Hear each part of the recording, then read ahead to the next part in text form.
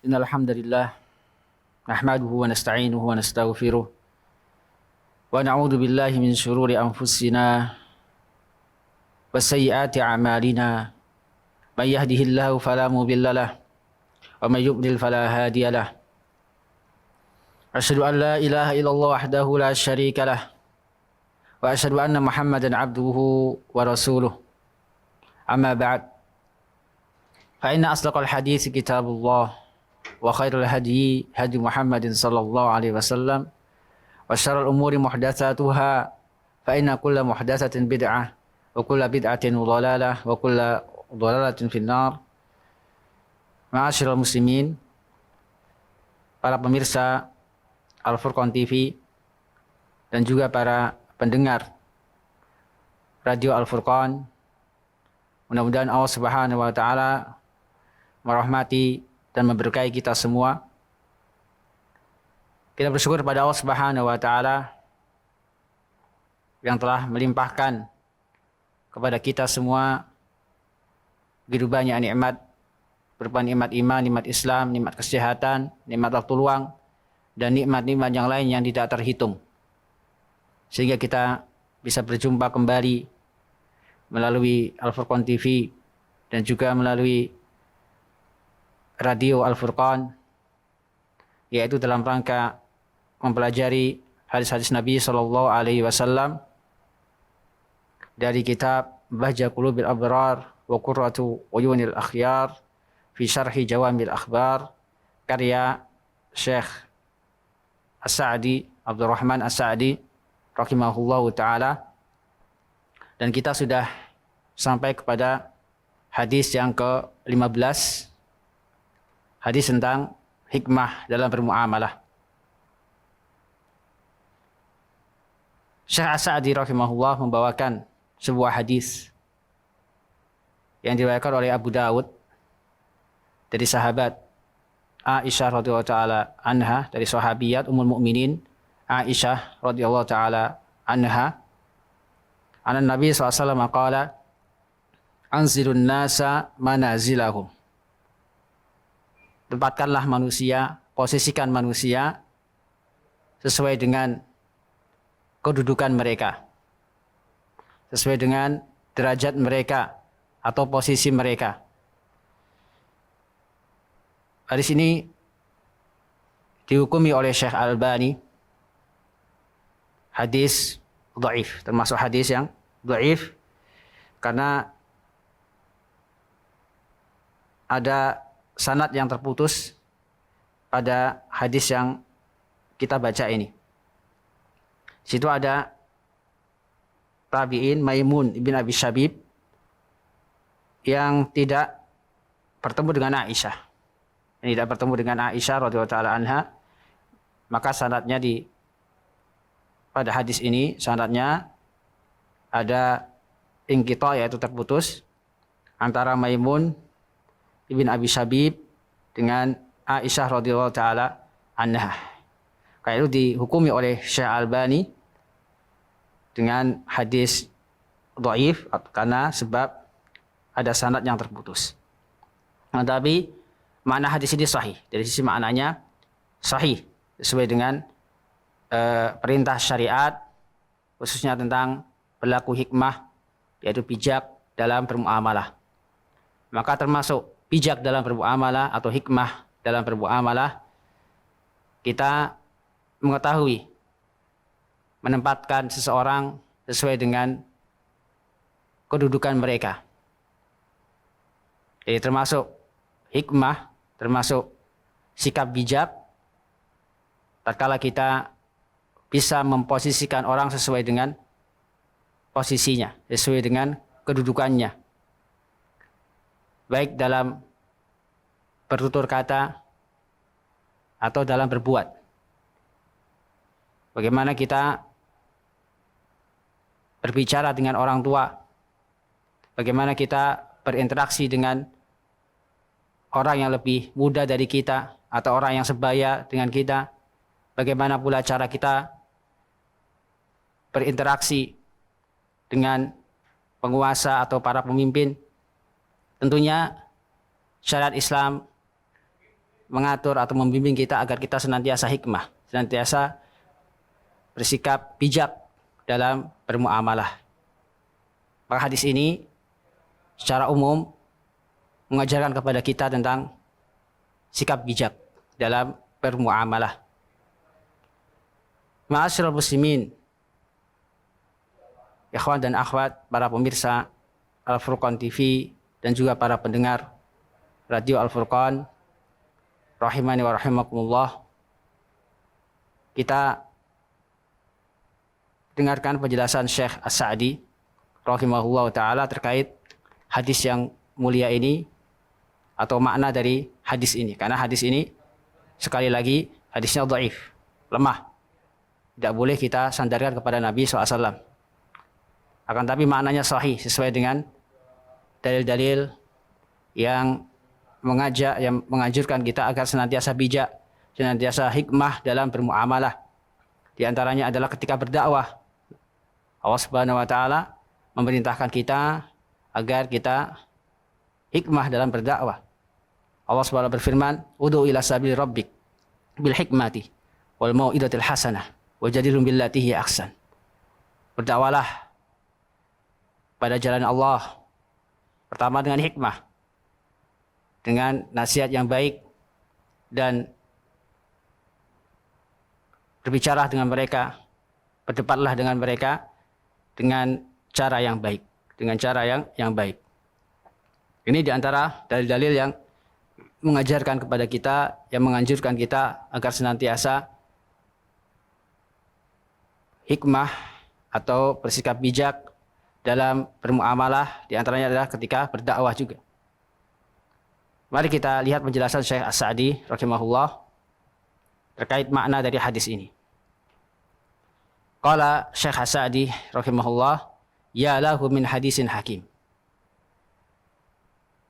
Betapa hikmah hadis yang ini, betapa hikmahnya hadis mulia ini.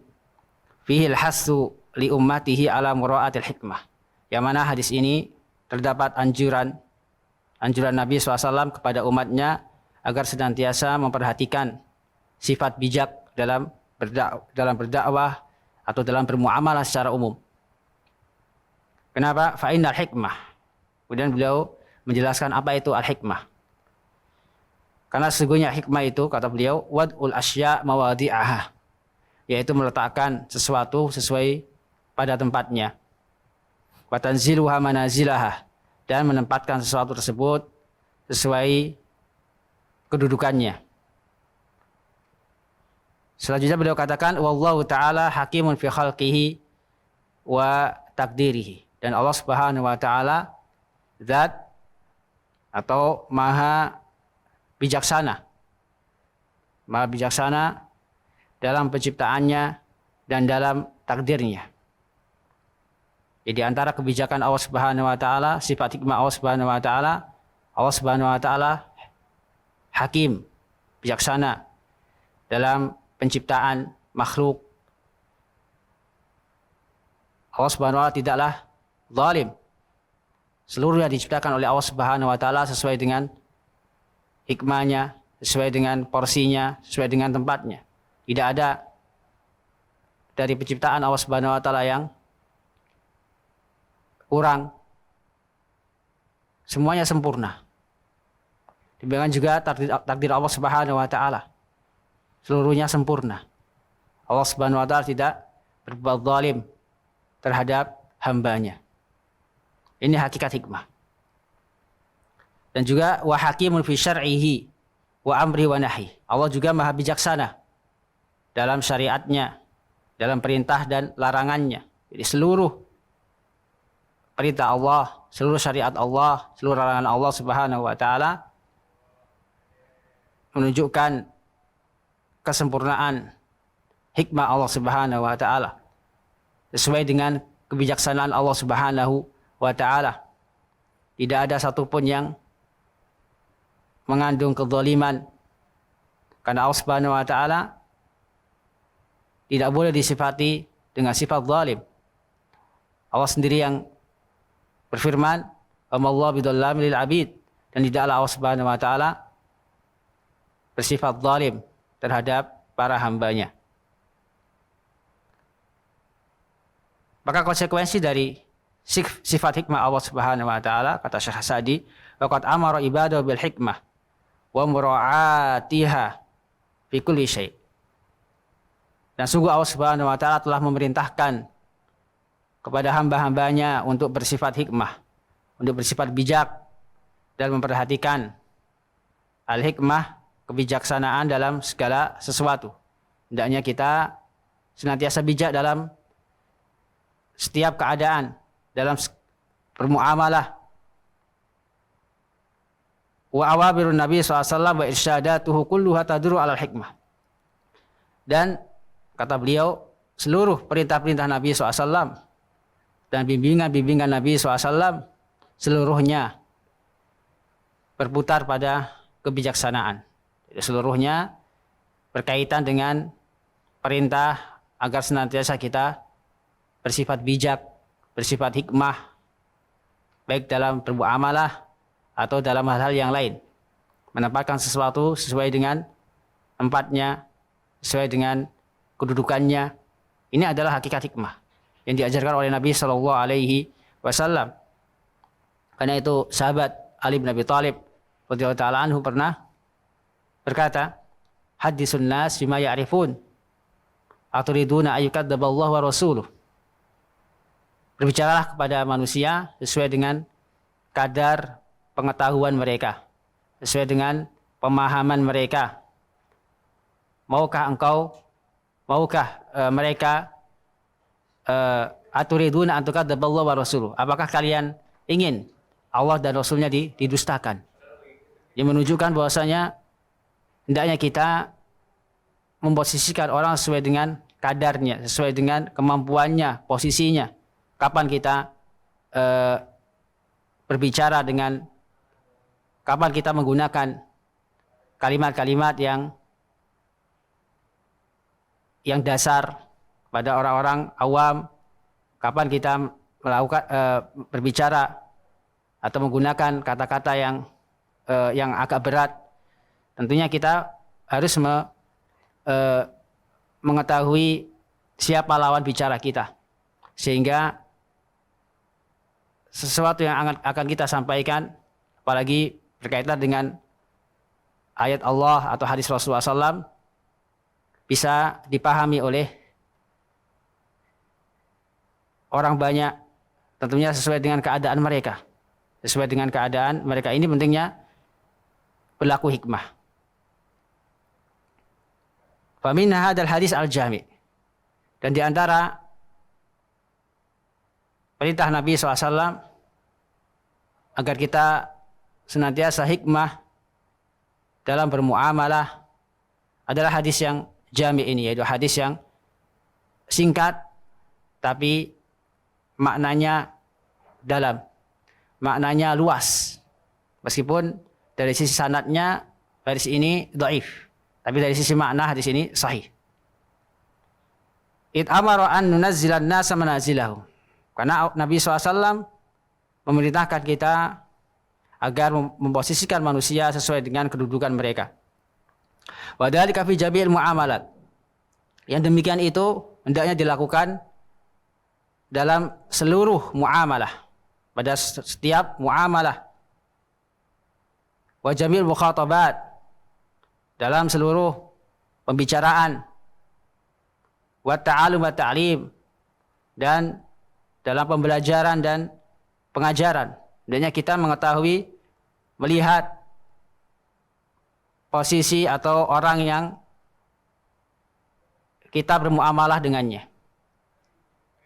Dalam berbicara tentunya kita melihat siapa lawan bicara kita, agar kita bisa mempersiapkan kata-kata yang bisa dipahami oleh mereka.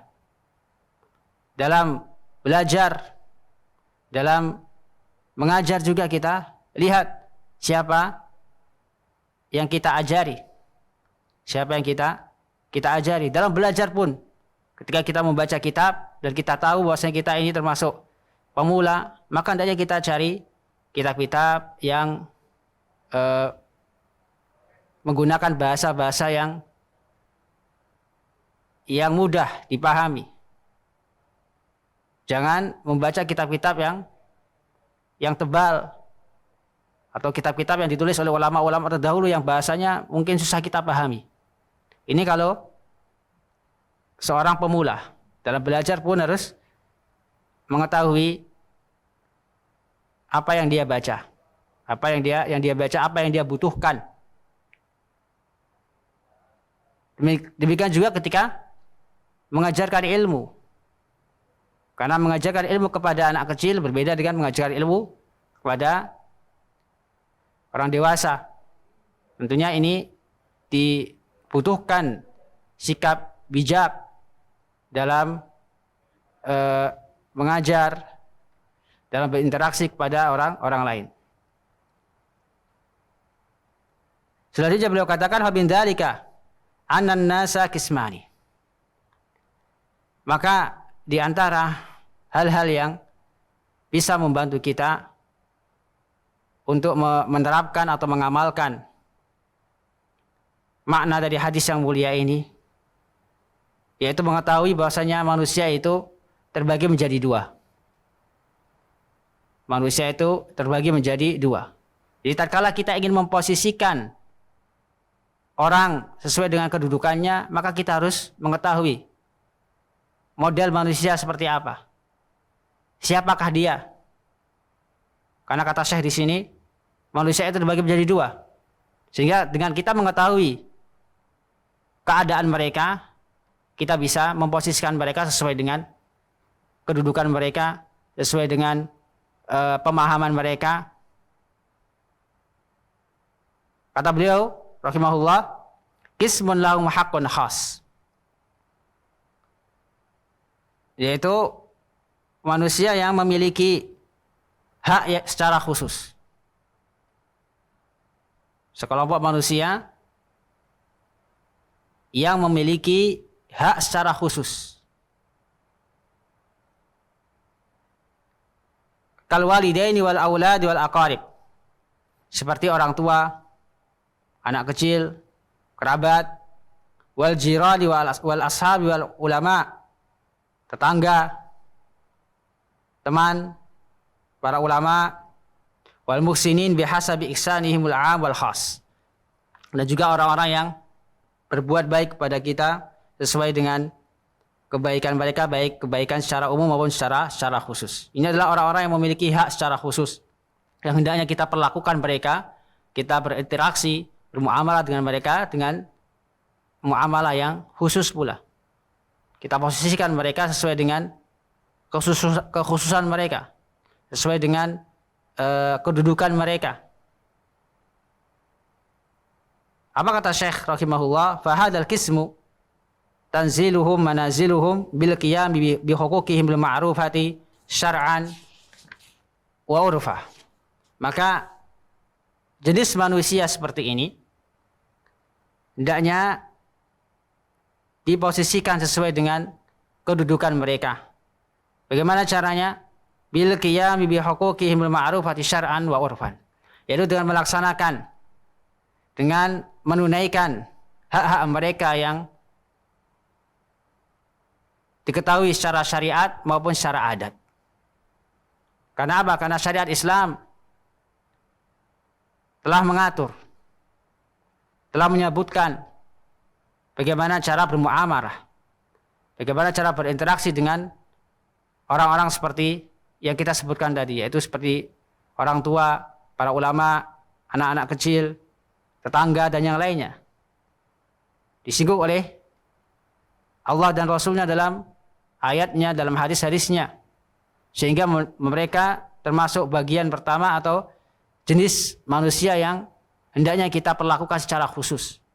Hendaknya kita bermuamalah dengan mereka dengan hikmah. Dengan hikmah. Karena tatkala kita salah memposisikan mereka, itu tandanya kita tidak hikmah dalam bermuamalah dengan mereka. Syar'an wa urfan. Dan hendaknya kita posisikan mereka dengan baik sesuai dengan urf, sesuai dengan kebiasaan manusia. Karena tidak seluruhnya diatur oleh syariat, khususnya dalam hal muamalah. Contoh, dalam masalah birrul walidain, Allah Subhanahu wa taala dan juga Rasulnya hanya menyebutkan hendaknya kita berbuat baik kepada orang tua. Ataupun perinciannya itu dikembalikan kepada kebiasaan manusia. Apa yang dipandang baik oleh manusia berkaitan dengan birrul walidain, maka hendaknya kita sesuaikan seperti apa yang dipandang oleh manusia itu baik. Contoh misalnya ketika bertutur kata dengan orang tua, tentunya di sebagian daerah memiliki bahasa yang khusus yang digunakan untuk orang-orang yang lebih tua. Misalnya orang tua yang tidak boleh atau kurang layak kalau digunakan untuk orang selain mereka, atau kurang pas kalau digunakan untuk selain mereka. Maka tatkala misalnya menggunakan kata-kata yang itu khusus untuk orang tua, tapi dia tidak menggunakan kata-kata tersebut, dia menyamakan kata-kata atau gaya bahasa seperti dia berbicara dengan anak di bawah umur atau anak atau orang yang sebaya dengan mereka, maka apabila itu adalah kebiasaan yang buruk atau termasuk ukuk, durhaka, maka dia berdosa. Maka dia berdosa karena dia tidak menggunakan kata-kata yang baik ketika berbicara dengan orang tuanya. Ini menurut urf, menurut kebiasaan.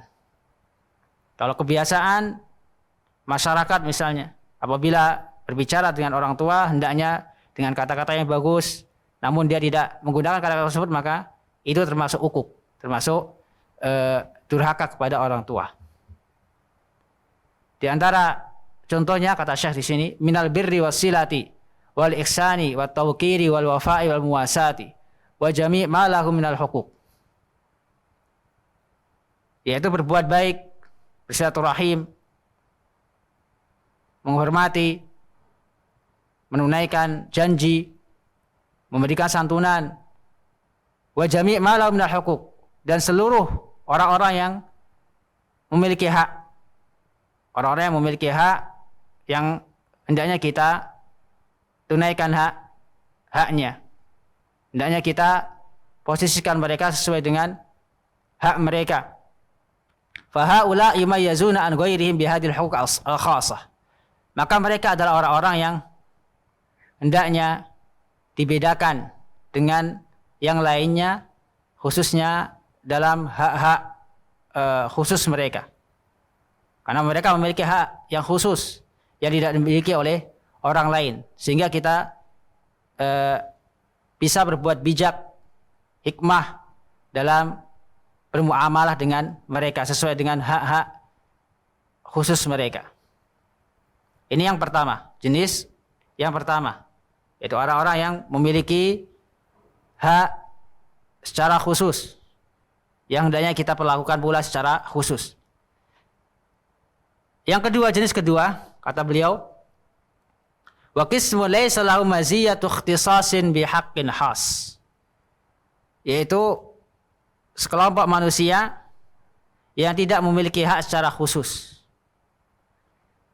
yang tidak perlu diperlakukan secara khusus, yaitu yang selain mereka. Akan tapi kata Syekh, wa innama lahum haqqul Islam wa haqqul insaniyah. Meskipun demikian, mereka memiliki hak. Hak sesama Islam, hak seagama, hak kemanusiaan.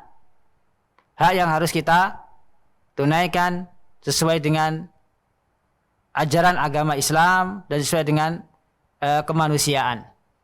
Meskipun beda agama, mereka juga punya hak yang harus kita tunaikan, sehingga kita bisa memposisikan mereka sesuai dengan kedudukan mereka, sesuai dengan posisi mereka sebagai saudara se-Islam atau sebagai sesama umat manusia. Fahaula haqquhum al-mushtarak.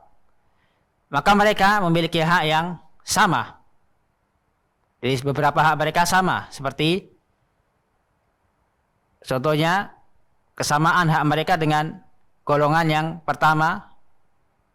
Jadi secara umum sama-sama memiliki hak. Contohnya dalam masalah apa? Kata beliau, antamna anhumul adiyah wal adrar biqaulin aw fi'lin. Sama-sama tidak boleh untuk disakiti. Baik dengan bahaya apapun atau berupa gangguan apapun, baik berupa perkataan maupun perbuatan, baik dengan ucapan, yaitu yang bisa menyakiti hati mereka, ataupun dengan perbuatan yang bisa menyakiti fisik mereka. Dan kata beliau, wa antuhibba lil muslimin ma tuhibbu li nafsik. Dan hendaknya engkau mencintai orang-orang muslim sebagaimana engkau mencintai dirimu sendiri. Minal khair, yaitu dari urusan kebaikan. Sebagaimana engkau ingin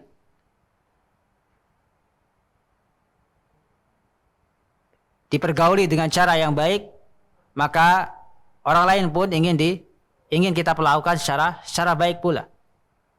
Ini hakikat cinta sesama muslim. Sebaliknya, wa takrahu lahum ma takrahu lahum minasyarr. Engkau benci untuk mereka sebagaimana engkau benci untuk dirimu sendiri dari urusan keburukan, dalam hal keburukan. Jadi tatkala engkau benci diberlakukan buruk, maka selayaknya engkau berusaha agar tidak menyakiti orang lain, baik dengan perkataan maupun dengan perbuatan. Bal yajibu man'ul ada an jami'i naw'il insan wa isali ma takdir alaihi lahum minal ihsan. Dan bahkan wajib melarang kemadharatan, keburukan, gangguan dari seluruh jenis manusia yang ingin berbuat buruk kepada saudara kita, baik seagama maupun sesama manusia. Wa isal ma taqdir alaihi lahum minal ihsan, dan berupaya untuk senantiasa berbuat baik kepada mereka sesuai dengan kadar kemampuan kita. Ini hak yang sama yang harus kita berikan, baik kepada golongan yang pertama tadi yang memiliki hak khusus, ataupun golongan orang kedua yang tidak memiliki hak secara khusus. Jadi sama-sama harus kita hormati, sama-sama tidak boleh kita sakiti, baik dengan ucapan kita maupun dengan perbuatan kita. Selanjutnya beliau melanjutkan, wa mimma yadkhulu fi hada, dan termasuk dalam masalah ini atau perkara ini, ayu asyiral khalqa bihasabi manazilihim. Hendaknya mempergauli manusia sesuai dengan kedudukan mereka. Fal kabiru lahu tauqir wal ihtiram. Maka orang tua memiliki hak untuk dihormati, untuk dimuliakan. Wasagir yu'amiluhu birrahma warriqqa wa al-munasiba li halihi. Dan anak kecil hendaknya dipergauli dengan cara yang baik, dengan kasih sayang, dengan kelembutan, sesuai dengan keadaannya. Wan nadiru yu'amilu bima yajibu ayu amilahu bihi. Demikian juga yang usianya sebaya dengan kita, orang yang seusianya sama, hendaknya juga dipergauli dengan cara yang baik. Wajib dipergauli dengan cara yang baik. Walil ummi haqqun khas biha. Dan bagi seorang ibu tentunya memiliki hak secara khusus. Karena Nabi SAW pernah ditanya oleh seorang sahabat, man ahaqun nas bi husni sahabah. Siapakah orang yang paling berhak aku pergauli dengan cara yang baik? Siapakah orang yang paling berhak agar kita pergauli dia dengan cara yang baik? Maka Nabi SAW menjawab, ummuka, ibumu. Beliau menjawab sebanyak 3 kali. Kemudian baru beliau katakan, summa abuk, kemudian ayahmu. Menunjukkan begitu besarnya hak seorang ibu. Jadi kita menghormati ibu kita, memperlakukan ibu kita dengan cara yang baik dan berusaha agar tidak menyakiti hatinya. Karena kata Nabi SAW, sebagaimana telah kita sebutkan, ibu adalah orang yang paling besar yang harus kita muliakan, yang haknya harus kita muliakan daripada orang lain, yang memiliki hak secara khusus yang harus kita tunaikan. Maka hendaknya kita hikmah dalam memperlakukan ibu kita dan berusaha agar tidak durhaka kepadanya. Dan beliau katakan, walizaujati haqqun akhar. Dan bagi seorang istri ada hak yang lain, yang mana haknya beda dengan hak orang tua, hak seorang ibu. Wa yu'amalu man yudillu alaihi wa yasiku bihi. Demikian juga hendaknya seorang bermuamalah, berinteraksi kepada orang yang dia percayai seperti teman. Karena terkadang seorang tidak selamanya percaya, atau ada dari sekian temannya salah satu dari mereka ada yang dia percayai, ada yang dia perlakukan secara khusus karena sebab sikapnya, karena dia tahu bahwasanya dia tidak akan membocorkan rahasianya. Ini juga harus kita tempatkan sesuai dengan kedudukannya. Harus kita perlakukan sesuai dengan posisinya, yang tentunya beda dengan teman-teman yang lain. Wa yatawassa ma'ahu, dan bersikap senang bersamanya, ketika duduk bersamanya, tidak iri, tidak dengki. Ma la yu'amilu bihi man la yasiku bihi wa la yadullu alaih. Yang mana tentunya bersikap yang baik, bermuamalah dengan teman dekat beda dengan bermuamalah dengan orang yang mungkin jauh dari kita atau bukan teman dekat kita, atau bukan kepercayaan kita. Wa yatakallamu ma'al muluk wa arbabir riyasat bil kalamil layyin al munasib lima ratibihim. Demikian juga beliau membawakan contoh yang lain, tatkala berbicara dengan orang-orang yang memiliki kedudukan seperti raja-raja atau orang yang memiliki kekuasaan, tentunya berbicara dengan cara yang baik, dengan cara yang lembut, sesuai dengan kedudukan mereka. Karena itu Allah Subhanahu wa taala berfirman, memerintahkan kepada Musa dan Harun untuk berdakwah kepada Firaun dengan cara yang lembut. Kata Allah Subhanahu wa taala dalam surat Thaha, idhaba ila fir'auna innahu tagha faqula lahu qawlan layyinan la'allahu yatadhakkaru aw yakhsha. Pergilah engkau kepada Fir'aun, yaitu dalam rangka berdakwah, mendakwakan dia, mengajak dia kepada agama Islam. Dakwailah dia. Apa kata Allah Subhanahu wa taala? Innahu tagha, sesungguhnya Fir'aun telah berbuat zalim, telah durhaka kepada Allah Subhanahu wa taala, bahkan mengatakan ana rabbukumul a'la, aku adalah Tuhan yang paling tertinggi. Ini orang yang paling kufur di muka bumi ini, yang mengaku sebagai Tuhan. Lantas apa kata Allah Subhanahu wa taala? Apa perintah Allah Subhanahu wa taala kepada Nabi Musa dan Nabi Harun untuk mendakwai Fir'aun? Faqula lahu qawlan layyinan la'allahu yatadhakkaru aw yakhsha. Berkatalah engkau berdua kepadanya, bertutur katalah dengan cara yang lembut, dengan tutur kata yang lembut, la'allahu yatadhakkaru aw yakhsha, agar dia ingat, agar dia takut.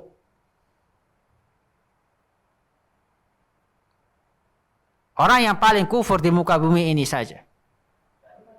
Hendaknya seorang muslim, Allah Subhanahu wa taala di sini perintahkan untuk berbuat atau berkata dengan yang lembut. Allah perintahkan kepada Nabi Musa untuk berdakwah kepada Fir'aun dengan cara yang lembut, bukan dengan cara yang kasar, sehingga malah menjauh dari dakwah Islam. Ini kepada orang yang paling kufur di muka bumi saja Allah perintahkan agar bersifat lembut, agar menyampaikan dengan cara yang lembut. Lalu bagaimana dengan orang-orang yang kekufurannya, kedolimannya di bawah Fir'aun? Tentunya hendaknya lebih bijak lagi, hendaknya lebih lembut lagi dalam berdakwah. Wa yu'amalul ulama'u bitawqir wal ijlal wa ta'allum.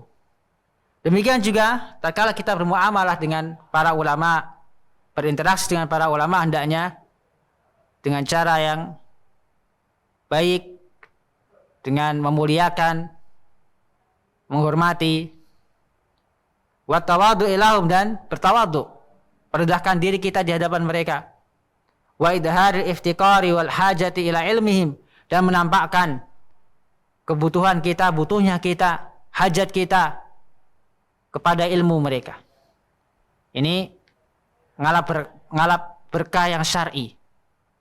Ngalap berkah yang syar'i adalah dengan cara menuntut ilmu, mengambil ilmu kepada para ulama, bukan dengan mendatangi kuburan-kuburan mereka, mengusap-ngusap batu nisan mereka. Ini ngalap berkah yang dilarang. Jadi ngalap berkah yang syar'i adalah dengan kita bermajelis, duduk di majelis para ulama, mengambil ilmu mereka. Yang dengan itu Allah Subhanahu wa taala akan memberikan keberkahan dari ilmu kita. Ini ngalap berkah yang syar'i. Tentunya para ulama yang masih hidup, atau kita bisa membaca kitab-kitab mereka bagi ulama-ulama yang sudah meninggal, yang meninggalkan karya ilmiah. Ini cara kita menghormati mereka, dengan mengambil ilmu mereka, bersimpuh di hadapan mereka, memperhatikan adab-adab dalam menuntut ilmu. Dan juga di antara bentuk kita menghormati para ulama, memposisikan mereka sesuai dengan kedudukan mereka, kasrati doa lahu. Kita doakan, banyak mendoakan mereka. Banyak mendoakan mereka, mendoakan kebaikan. Kita doakan agar dipanjangkan umurnya, diberikan kesehatan. Khususan waktu ta'limihim wa fatawahumul khassa wal 'amah. Khususnya ketika berada atau belajar dengan mereka, khususnya ketika meminta fatwa, bertanya tentang ilmu, baik secara khusus maupun secara umum. Kadang kita ingin bertanya, kita jangan langsung bertanya. Kita awali dengan muqaddimah, dengan doa, ahsanallahu ilaik, mudah-mudahan Allah Subhanahu wa taala memperbaiki Anda, memberikan kebaikan kepada Anda. Kemudian baru kita tanya. Kita tanya kepada mereka. Pertanyaan yang kita membutuhkan jawabannya. Jadi tidak langsung kita bertanya. Kita bisa mendoakan mereka terlebih dahulu, kemudian baru kita menanyakan sesuatu yang ingin kita tanyakan. Ini di antara bentuk kita menghormati para ulama. Di antara bentuk memuliakan orang atau memposisikan orang sesuai dengan kedudukannya, kata beliau, wa min dzalika amrus sigar bil khair wa nahyuhum anis syarr birrifqi wat targhib wa badli ma yunasib minad dunya. Dan di antara bentuk hikmah dalam muamalah, memerintahkan anak kecil untuk mengerjakan kebaikan, melarang mereka dari perbuatan buruk, tentunya dengan kelembutan, dengan memberikan motivasi, memberikan hadiah yang mungkin sifatnya duniawi, yang tujuannya memotivasi mereka, mengarahkan mereka kepada kebaikan. Contoh misalnya memberikan hadiah apabila mampu menghafal misalnya 1 atau 2 surat. Atau bahkan memberikan hadiah yang spesial kalau bisa menghafal Al-Quran 30 juz. Ini tidak mengapa. Ini bahkan bisa memotivasi mereka agar senantiasa bersemangat dalam kebaikan. Karena itu Nabi SAW bersabda, "Muru auladakum bis salat li sab'i sinin wadribuhum 'alaiha li 'ashrin." Nabi SAW mengajarkan kita bagaimana kita bermuamalah dengan anak kecil. Di antaranya adalah dengan menyuruh mereka, kata Nabi SAW, "Muru auladakum bis salat." Perintahkanlah mereka untuk mengerjakan salat tatkala mereka berumur 7 tahun. Wadribuhum 'alaiha li 'ashrin, dan pukullah mereka ketika mereka berumur 10 tahun. Tentunya dengan pukulan yang mendidik, bukan pukulan yang menyakiti. Pukulan yang menjadikan mereka jerah sehingga tidak mengulangi perbuatan mereka, yaitu meninggalkan sholat. Karena tatkala anak kecil dididik sejak kecil untuk mengerjakan sholat, maka ketika dewasa dia akan terbiasa untuk mengerjakan sholat. Tanpa disuruh pun dia akan mengerjakan sholat. Dan ini tentunya memudahkan orang tua dalam mendidik anak-anaknya, dalam mentarbiyah anak-anaknya. Ini adalah bimbingan Rasulullah SAW. Bagaimana cara bermuamalah dengan anak-anak kecil, bagaimana cara mendidik anak-anak kecil. Kita tanamkan mereka cinta kepada Allah Subhanahu wa taala. Kita tanamkan pada hati mereka kecintaan kepada Rasul Allah Subhanahu wa taala, bagaimana bertauhid kepada Allah, bagaimana menjauhkan syirik, bagaimana mencintai sunnah, bagaimana cara beribadah pada Allah dengan benar.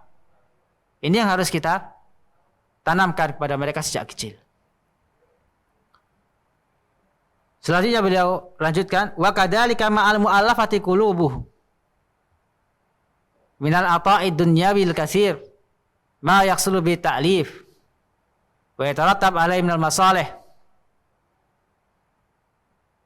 wa lam yaf'al dzalika ma aman huwa ma'rufun bil imani shadiqi tanzila linnasi manazilahum. Demikian juga ketika bermuamalah, berinteraksi dengan orang yang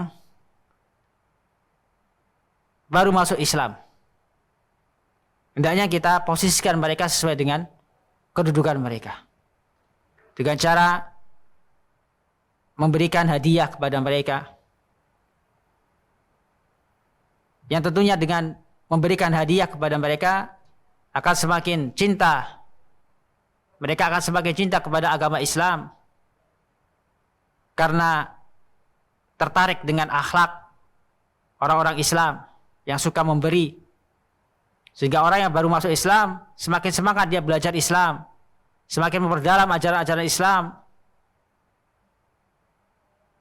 Meskipun istilah mu'allaf, al-mu'allafa qulubuhum tidak hanya berlaku orang yang masuk Islam. Bahkan orang kafir pun boleh kita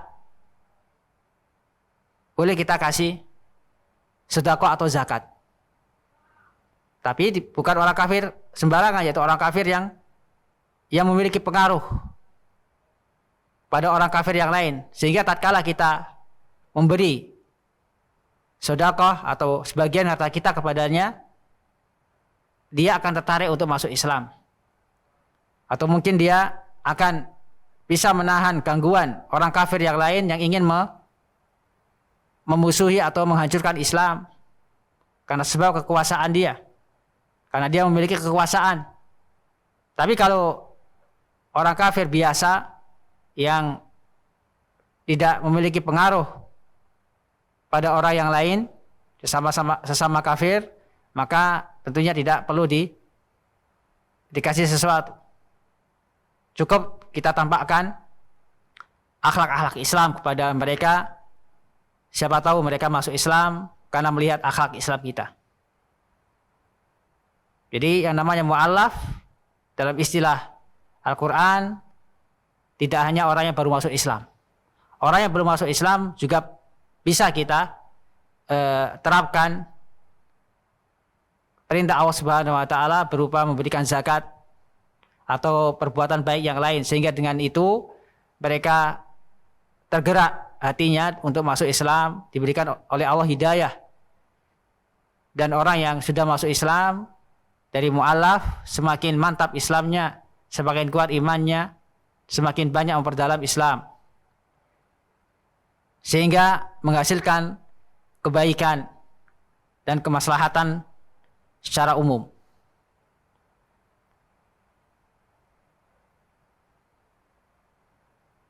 Yaitu dalam rangka memposisikan orang sesuai dengan kedudukan mereka. Selanjutnya, wa kadzalika mukhatabatuz zaujati wal auladis sigari bil khitabil la'iq bihim alladhi fihi bastuhum wa idkhalus surur alaihim. Demikian juga ketika bertutur kata, ketika berbicara dengan istri, dengan anak-anak kecil, tentunya dengan pembicaraan dengan gaya bahasa yang sesuai dengan mereka. Ketika berbicara dengan istri, hendaknya berbicara dengan lembut. Ketika berbicara dengan anak kecil, kita berbicara sesuai dengan pemahaman mereka, sesuai dengan pola pikir mereka, yang dengannya mereka paham apa yang kita ucapkan, mereka mengerti apa yang kita inginkan. Wa idkhalus surur alaihim, ya dengan perkataan yang baik, perkataan yang sesuai dengan pikiran mereka atau pemahaman mereka akan memasukkan, akan menyebabkan kebahagiaan atau kegembiraan kepada mereka. Jadi ini bimbingan Nabi SAW atau penjelasan Syekh As-Sa'di terkait bagaimana kita bermuamalah dengan istri, dengan anak-anak kecil, atau orang-orang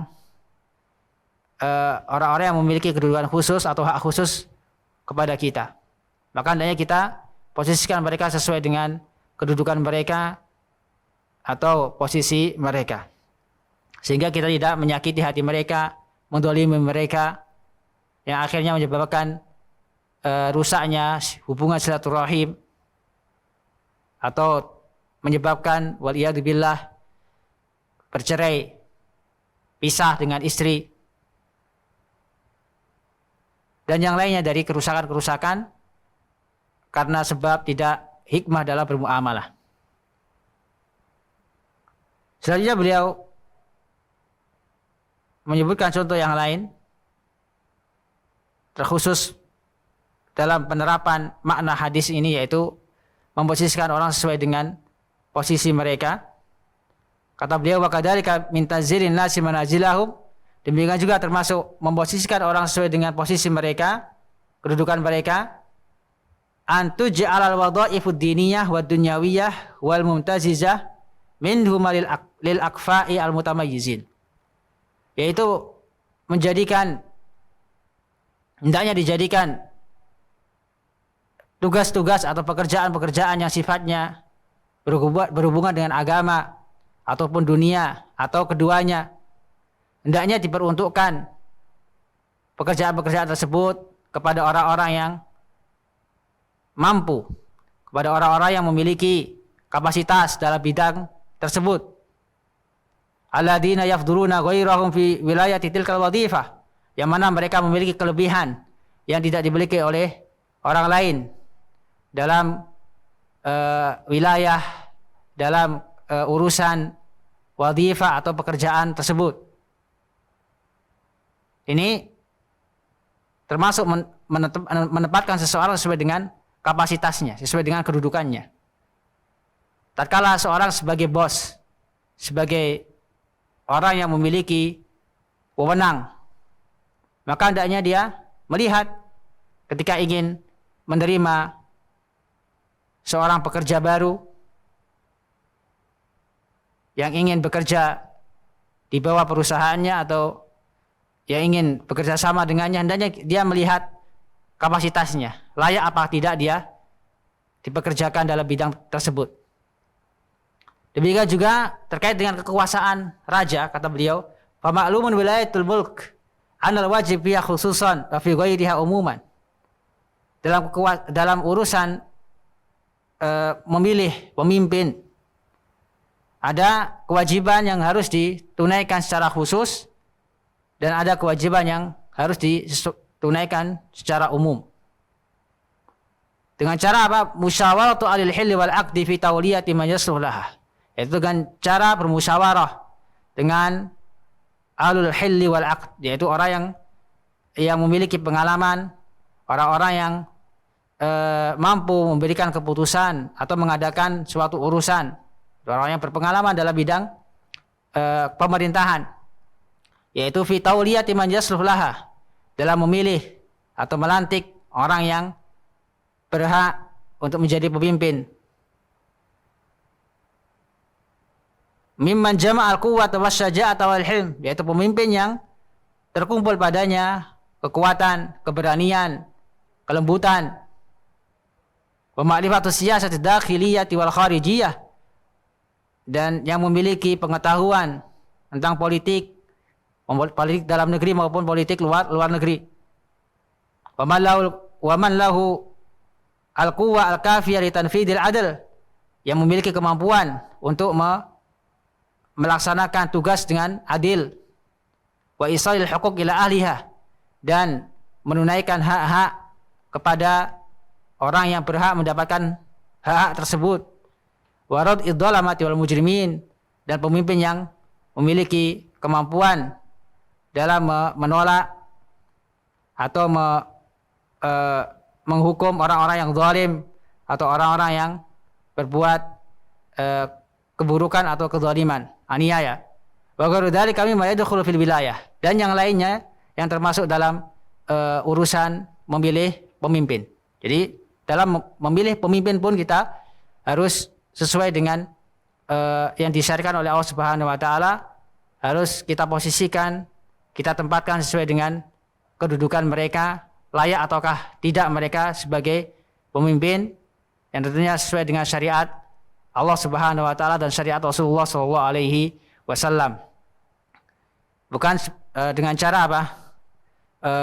Sistem-sistem yang tidak dibenarkan oleh Islam, seperti sistem demokrasi yang suara rakyat sama dengan suara Tuhan, kata mereka.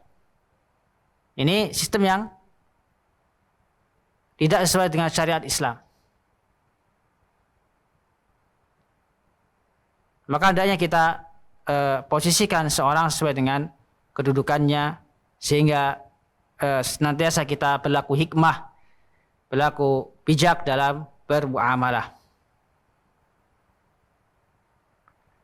Demikian juga dalam urusan qadha, yaitu memilih qadhi, memilih hakim. Kata beliau, wa kadzalika wilayatul qadha yukhtaru lahal a'lam bisyar'i wa bil waqi'. Hendaknya dipilih dalam urusan qadha atau orang yang menjadi hakim, hendaknya orang yang a'lam, orang yang paling berilmu, bisyara', orang yang paling berilmu dalam urusan syariat Islam, dalam urusan agama, wabil waqi', dan orang yang mengetahui realita, al-afdal fi dinihi wa aqlihi wa sifatihi al-hamidah. Hendaknya dia pilih orang yang paling afdal, paling utama, baik dalam agamanya, dalam pemikirannya, sifat-sifatnya atau akhlak-akhlaknya yang baik. Ini dalam urusan memilih seorang hakim. Wa kadzalika wilayatul imamati fil masajid. Demikian pula ketika memilih seorang imam masjid, yukhtaru lahal a'lam al-atqa. Hendaknya dipilih orang yang paling berilmu, orang yang paling bertakwa. Semal amsal fal amsal, kemudian yang semisal, kemudian pula yang semisal.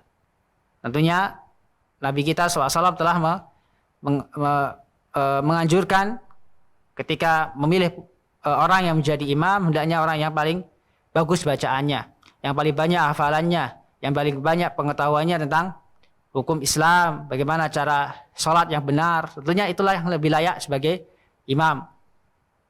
Maka ketika kita mengetahui hal-hal ini, maka kita bisa menerapkannya, kita bisa memposisikan orang tersebut sesuai dengan kapasitasnya. Dan masih banyak lagi contoh-contoh yang lain atau bentuk-bentuk yang lain yang disebutkan oleh Syekh As-Sa'di terkait cara memposisikan seorang sesuai dengan kedudukannya, sesuai dengan posisinya. Yang tentunya ketika kita mengetahui makna hadis yang mulia ini, kita bisa berbuat bijak, berbuat hikmah kepada orang lain, khususnya dalam bermuamalah dengan mereka. Wallahu ta'ala alam, mudah-mudahan senantiasa kita diberikan keberkahan oleh Allah Subhanahu wa taala, diberikan hikmah oleh Allah Subhanahu wa taala sehingga kita bisa berinteraksi dengan sesama kita, sesama manusia, sesama muslim dengan cara yang baik sehingga dijauhkan oleh Allah Subhanahu wa taala dari dengki, dari permusuhan antar sesama muslim. Allah taala alam. Kita akhiri majelis kita dengan bacaan kafaratul majelis. Subhanaka wa bihamdika asyhadu an la ilaha illa anta astaghfiruka wa atubu ilaik. Allahumma fa'na bima 'allamtana wa 'allimna ma yanfa'una wa zidna ilman. Allahumma inna nas'aluka ilman nafi'an wa rizqan thayyiban wa 'amalan mutaqabbalan. Wa sallallahu nabiyana Muhammadin wa ala alihi wa sahbihi wasallam. Assalamualaikum warahmatullahi wabarakatuh.